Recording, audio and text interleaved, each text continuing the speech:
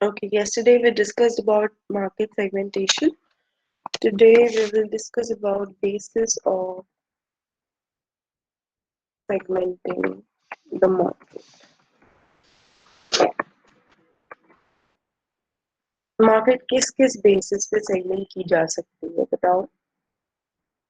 Demographics, okay.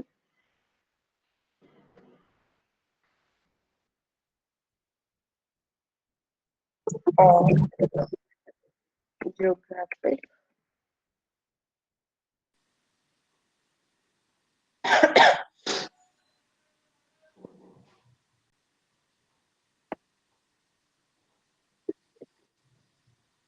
वो तो demographic में ही आ गया ना.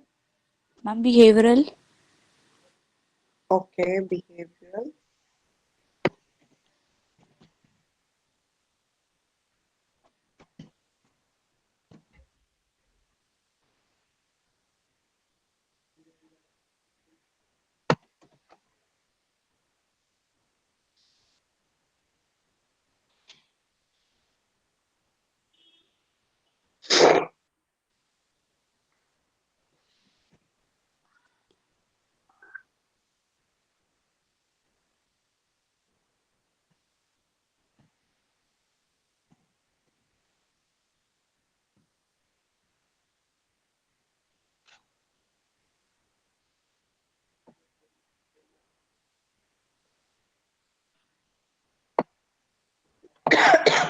और बताओ.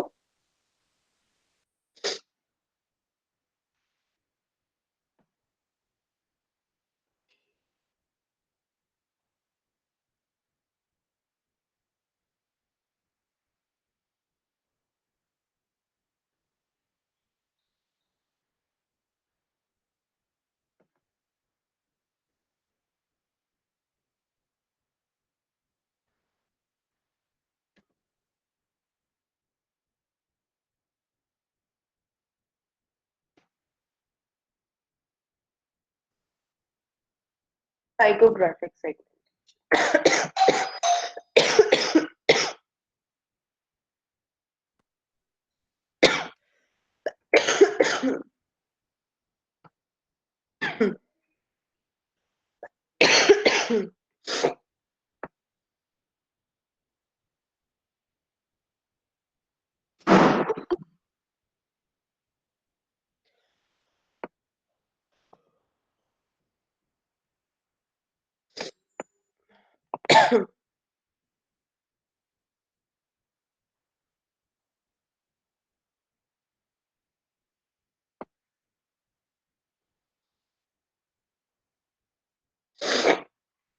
Ma'am volume.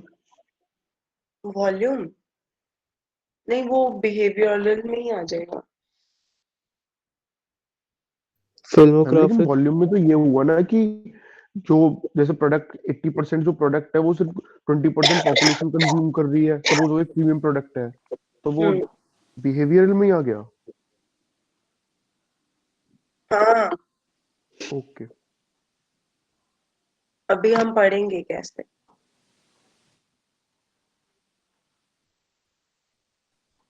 ओके.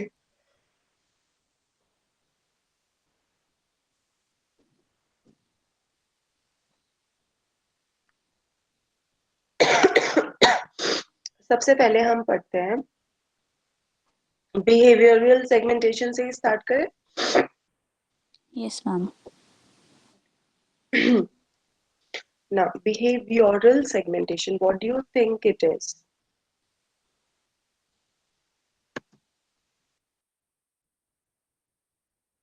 बताओ. ma'am, purchasing habits, Purchasing habits. और Ma'am, it describes the relation between a customer and the buyer, like the customer and the product. नहीं, रिलेशनशिप तो नहीं बताता.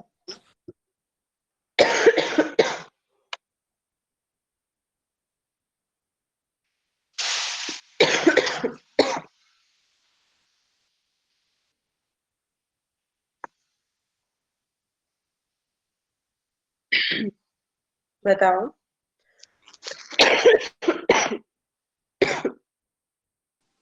Ma'am, on lifestyles and usage of buyers.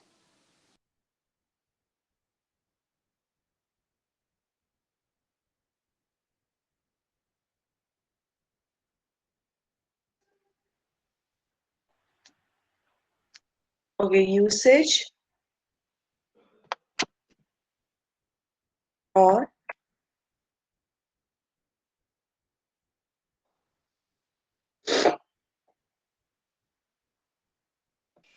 Types of brands they like to use.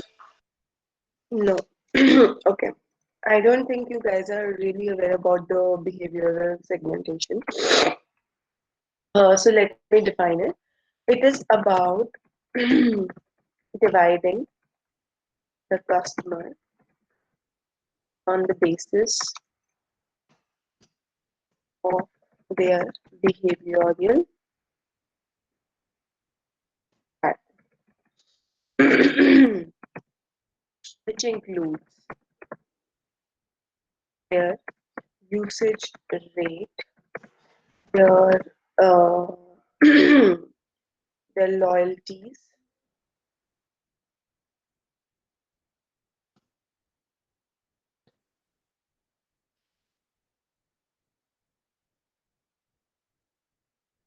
their involvement,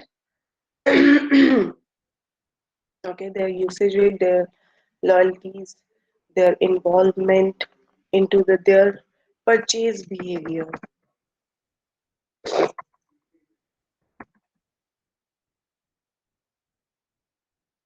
at the time of buying the product. Right? So all this involves behavioral segmentation.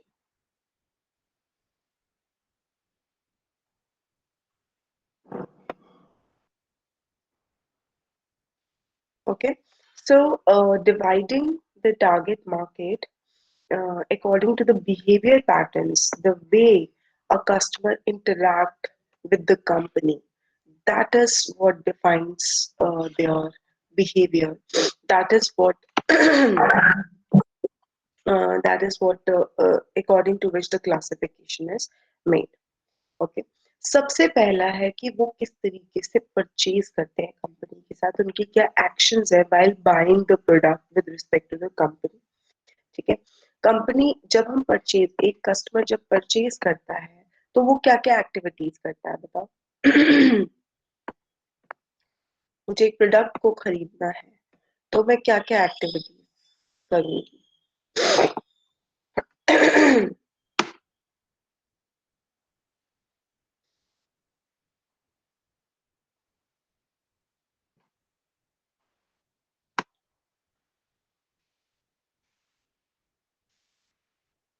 बताओ.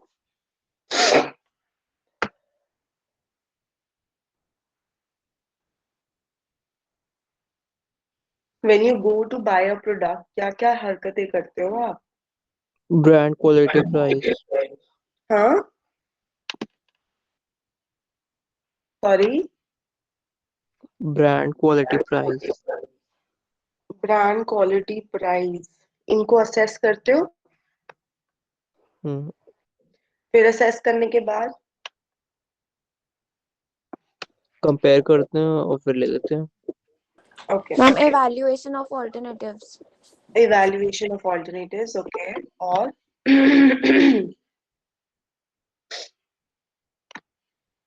Ma'am, it's post-purchase behavior. Post purchase behaviour. Okay. यानी कि customer 3 stages पे होता है. Pre purchase, purchase and post. Right. Pre purchase के अंदर आती हैं all the activities that consumer undertake with respect to purchase, but still not yet make the final decisions, which involve evaluating different alternatives, doing cost and benefit analysis,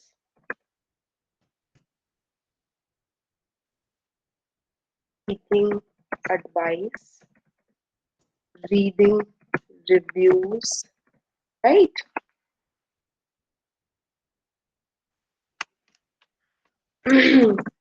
Reading reviews और क्या क्या आता है? Comparisons, okay? Information search, right? ये सब हमारी किस में आती है? Pre-purchase activities के अंदर आती है. Once we are done with this, we actually purchase. Purchase के अंदर हम क्या करते हैं? Look for a platform जहाँ से आपको खरीदना है. From where do you want to make a purchase? Look for seller, right? या हम इसमें ये कह सकते हैं कि मीडिया डिसीजंस आप बनाते हैं कि ऑनलाइन मंगाना है या ऑफलाइन मंगाना है. देन यू सेलर डिसीजन आप लेते हो, ठीक है. Decision you pay the price also at this time. किस तरीके से मोड ऑफ पेमेंट इसमें आप डिसाइड करते हो कि क्रेडिट कार्ड से पे करोगे या डेबिट कार्ड से पे करोगे, इंस्टॉलमेंट में पे करोगे या कैसे करोगे. तो मोड ऑफ पेमेंट आ जाता है इसके अंदर. देन डिलीवरी आपको किस तरीके से चाहिए प्रोडक्ट की, वो आ जाता है, ठीक है. Okay. And delivery of the product, ठीक है. All of this comes in the purchase of the product. Okay, and then lastly comes the post purchase. Post purchase में क्या आता है? After sale services plus satisfaction. आप satisfy हुए हो, dissatisfy हुए हो या delight हुए हो, वो आ जाता है. Then feedback, word of mouth, referral. आप रेफर करना चाहते हो, रेफरिंग द प्रोडक्ट और नॉट, ठीक है. Writing the review, writing the experience and sharing the same comes in the post purchase. Is that clear? किसी को कोई ऐड करना है pre purchase, purchase and post purchase में?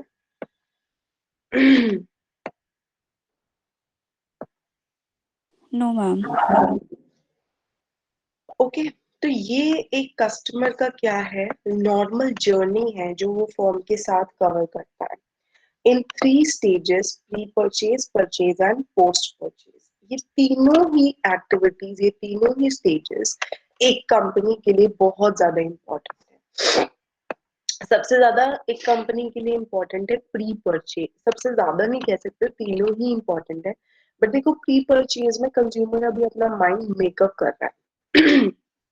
माइंड मेकअप कर रहा है कि इसको कौन सा प्रोडक्ट खरीदना है. इस स्टेज पे एक सेलर के लिए एंटर करना बहुत जरूरी है एक कंज्यूमर के माइंड में. अगर वो उनके माइंड में एंटर नहीं करेगा तो वो तब तक प्रोडक्ट को नहीं मतलब तब तक उसके चॉइस में, तब तक वो सोचेगा नहीं उस ब्रांड के बारे में. तो सेलर को इस तरीके से एडवर्टाइज करना चाहिए अपना प्रोडक्ट, या इस तरीके से अपना प्रोडक्ट को बनाना चाहिए कि वो कंज्यूमर के प्री परचेज वाले डिसीजंस में कंसिडर किया जाए, राइट. परचेज तक पहुंचने के लिए सेलर को और भी ज्यादा स्ट्रॉन्ग अपना प्रोडक्ट बनाना होगा, तो कि अल्टीमेटली कंज्यूमर उसके प्रोडक्ट को परचेज करे. एंड देन फाइनली अच्छे रिव्यूज दे, दूसरे कस्टमर्स को भी बताए, दूसरे कस्टमर्स को भी एनकरेज करे. तो उसके लिए उसको सेटिस्फाई करना बहुत जरूरी है. देखो यहाँ पे 3 वर्ड्स लिखे हुए हैं: satisfaction, dissatisfaction and delight. What do you mean by satisfaction? कोई बता सकता है?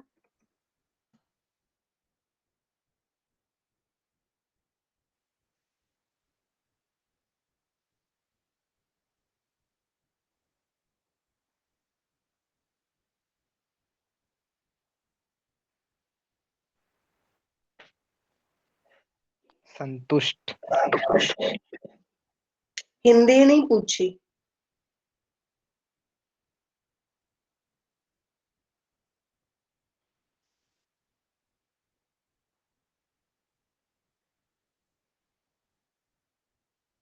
किसी चीज से कंटेंट होने को सेटिस्फैक्शन कहते हैं। Okay, very boring definition. Dissatisfaction किसको कहते हैं?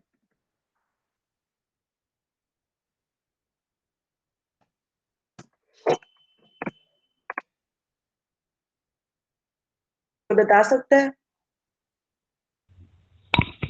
Ma'am fulfillment of one's wish or expectations. Okay. Feeling of pleasure. Okay. Expectation and performance. Satisfaction and dissatisfaction is dependent on expectations and actual performance. ठीक है? अगर देखो अगर मेरी एक्सपेक्टेशन किसी से है, राइट, और वो मुझे उतना ही प्रोडक्ट के थ्रू परफॉर्मेंस भी देता है, मतलब मेरी एक प्रोडक्ट एक पर्टिकुलर ब्रांड के साथ कुछ एक्सपेक्टेशंस हैं और वो मेरी उस एक्सपेक्टेशंस पे खरा उतरते हैं, ओके, तो मुझे क्या होगी? satisfaction. That is when expectations is equal to the actual performance of the product, then that means I'm satisfied with the product. For example, I expected that product to last for 5 to 6 years. मैंने ये laptop का सोचा था कि ये 4 to 5 years तो आराम से चल जाएगा, and it has done a superb job in that. So I'm actually very satisfied with the product. So मेरी expectations थी related to the durability of the product that has been completed. Dissatisfaction is opposite. मेरी expectations बहुत ज़्यादा थी product के साथ, but it fell short of they were greater. They were greater than the actual performance for the.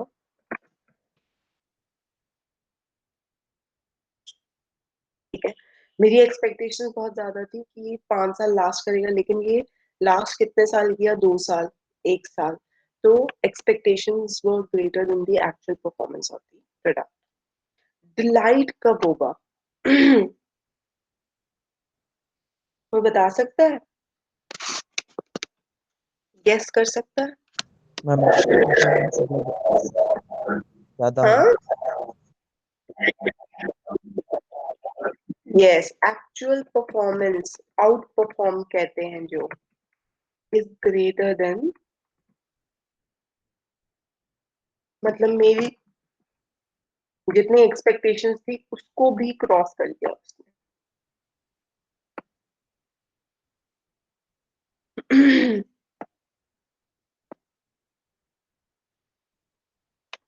Right, तो I am delighted. अब ये जो डिलाइट है, this creates post purchase positive post purchase behaviour,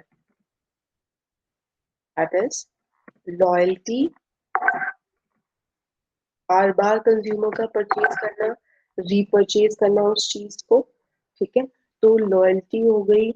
then next comes positive word of mouth, refer करना, referral, ठीक है, positive appreciation for product and सो।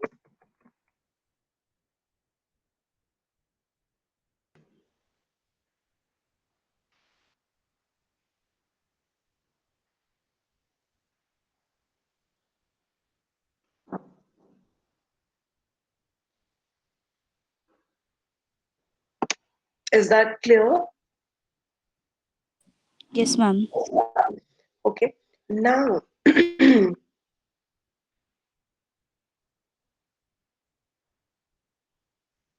तो therefore purchase behaviour के अंदर क्या क्या आता है? अगर हम बिहेवियर की बात करते हैं तो सबसे पहले आता है परचेज बिहेवियर। तो उसमें हमें ये देखना बहुत जरूरी है कि अगर एक कस्टमर एक पर्टिकुलर प्रोडक्ट को बार बार खरीद रहा है तो वो क्यों खरीद रहा है, वो एक पर्टिकुलर प्लेटफॉर्म से खरीद रहा है तो क्यों खरीद रहा है, राइट? वो अगर एक पर्टिकुलर प्रोडक्ट या ब्रांड को खरीद रहा है तो क्या रीजन है उसकी वजह से? एक पर्टिकुलर रिटेलर से ही खरीद रहा है, प्रोड्यूसर से खरीद रहा है, क्या क्या दिक्कतें आती हैं उसको परचेज के दौरान? कुछ कुछ चीजें वो खरीदना चाहता है लेकिन वो खरीद नहीं रहा है, क्यों? Why there is a gap between his wishes and his actual purchase? क्या पता वो उसको कोई ऑब्स्टेकल आ रहा हो बीच में, मार्केटर ना हो, बजट ना हो उसका। मान लो एप्पल खरीदना चाहती हो बट मेरे पास बजट ही नहीं है उतना, राइट? तो मार्केटर को अब एप्पल ब्रांड को ये समझना जरूरी है कि जो परचेजिंग पावर का कॉन्स्ट्रेंट है उसको हटाना कैसे जरूरी है, ठीक है? कैसे मतलब कुछ कुछ कस्टमर्स प्रेडिक्टेबल होते हैं, कुछ कुछ कस्टमर्स प्रेडिक्ट ही नहीं किए जाते, उनका बिहेवियर समझ ही नहीं आता, they are very difficult to understand, right? तो कस्टमर किसका रोल सबसे ज्यादा है डिसीजन मेकिंग के अंदर? फैमिली में बच्चों का, फादर का, ग्रैंड पेरेंट्स का, किसका, वाइफ का, किसका रोल बहुत ज्यादा है? तो ये सब चीजें समझना, ये पूरी परचेज जर्नी को समझना बहुत ही मुश्किल है एक मार्केटर के लिए, but as well as it is very important to understand, it should answer these questions, that how a customer decides to buy a particular product, what are the complexities which are involved, who is the decision maker, who is the buyer, who is the consumer, what are the barriers that comes on the way, and which behavior are the most and the least predictive. All of that it is necessary to understand. Okay, purchase behaviour को generally हम 4 classes में classify करते हैं। Okay, मैं आपको दिखाती हूँ।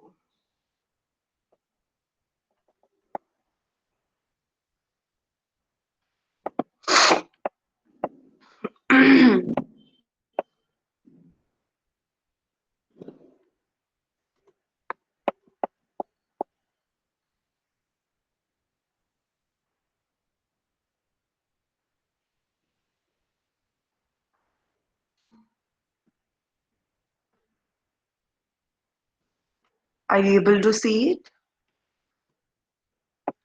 Yes, ma'am. तो ये क्वाड्रेंट है which defines the purchase behavior of a customer। हम कस्टमर्स को इन कैटेगरीज में कैटेगराइज करते हैं, ठीक है? इन्वॉल्वमेंट, देखो इसकी एक एक्सेस पे लिखा हुआ है इन्वॉल्वमेंट और दूसरे एक्सेस पे लिखा हुआ है डिफरेंसेस बिटवीन द ब्रांड्स। कुछ कुछ ब्रांड्स ऐसे होते हैं जहाँ पे सिग्निफिकेंट डिफरेंस एग्जिस्ट करता है between the price and quality. Like for example, अगर हम एप्पल और एमआई को कंपैरिजन करें तो there is a significant difference between the brand name, the power associated with the brand name, the price, the quality, everything is different with respect to the Apple and MI. So these are the two brands जिसके साथ significant differences associated है in between the brand name, ठीक है? On the other hand, अगर मैं Apple और Samsung को comparison करूं तो वो आपस में टक्कर दे सकते हैं अगर सेम लेवल के फोन्स को कंपैरिजन किया जाए उनके रेंज को, तो उसके अंदर फ्यू डिफरेंसेस बिटवीन ब्रांड्स हैं। एक और एग्जांपल देती हूँ, अगर मैं एप्पल और एचपी और डेल के लैपटॉप को कंपैरिजन करूँ तो there is significant difference between Apple and HP and Apple and Dell, क्योंकि एप्पल का जो सॉफ्टवेयर है वो ऑल टुगेदर, उसको यूज करने का तरीका ऑल टुगेदर डिफरेंट है। लेकिन अगर मैं एचपी और डेल को कंपेयर करूँ तो they are different brand names, लेकिन उनका क्वालिटी में और प्राइसेस में वो एक दूसरे को बिल्कुल बराबर की टक्कर देते हैं, राइट? तो few differences between brands है। तो कुछ कुछ brands ऐसे होते हैं जहाँ पे बहुत significant differences exist करते हैं और कुछ brands ऐसे होते हैं जहाँ पे बिल्कुल few differences exist करते हैं। okay? Now involvement in this is the second factor. Involvement मतलब एक consumer कितना involved है अपनी purchase के साथ। Sometimes consumer is very much involved in the purchase and sometimes consumer is not at all involved. उसको लगता है जो भी है वो मिल जाए मुझे, मतलब वो उतना ज्यादा टाइम एनर्जी एफर्ट स्पेंड करने के लिए तैयार नहीं है। लेकिन हाई इन्वॉल्व कंज्यूमर्स कौन होते हैं जो कि बहुत ज्यादा टाइम स्पेंड करने को तैयार होते हैं, अपना बहुत ज्यादा घुसे हुए होते हैं परचेज के अंदर, राइट? तो this involvement and differences between brands give rise to 4 different kinds of consumer behaviors, purchasing behavior या buying behaviors. Okay.